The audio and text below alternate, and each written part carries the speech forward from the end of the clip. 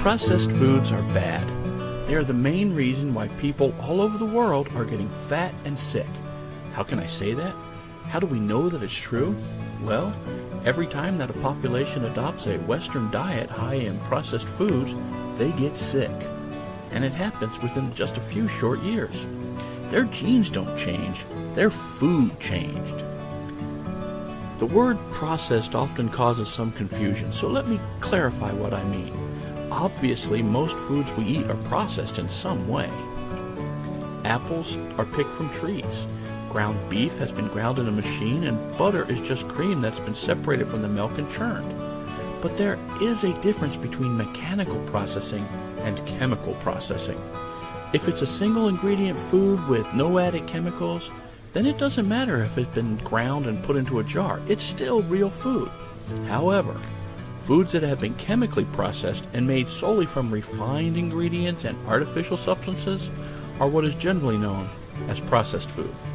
For example, I used to love to chow down on a can of Vienna sausages, but before I put them in my shopping cart now, I can't help but think about cancer. Some synthetic chemicals used in the processed foods industry are known to have carcinogenic properties. In fact, a 7-year study conducted by the University of Hawaii of almost 200,000 people found that those people who ate the most processed meats, hot dogs, bologna, and yes, my favorite Vienna sausages, had a 67% higher risk of pancreatic cancer than those who ate little or no meat products. I think about obesity. Heavily processed foods are usually higher in sugar, fat, and salt, and lower in nutrients and fiber than the raw foods used to create them, making them the perfect choice if you're interested in unhealthy weight gain and water retention. According to the World Health Organization, processed foods, aka the Western diet, are to blame for the spike in obesity levels and chronic diseases around the world. I think about heart disease.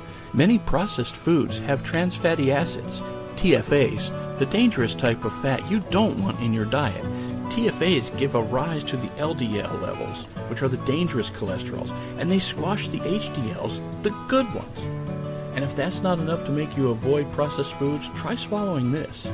Your taste buds become used to the strong flavors of processed foods, and they make you want to add more salt and even more sugar to the natural flavors of the whole foods we should be eating.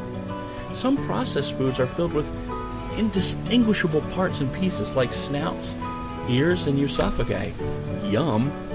To make up for the loss of nutrients during processing, synthetic vitamins and minerals are often added to quote-unquote enhance their nutritional content.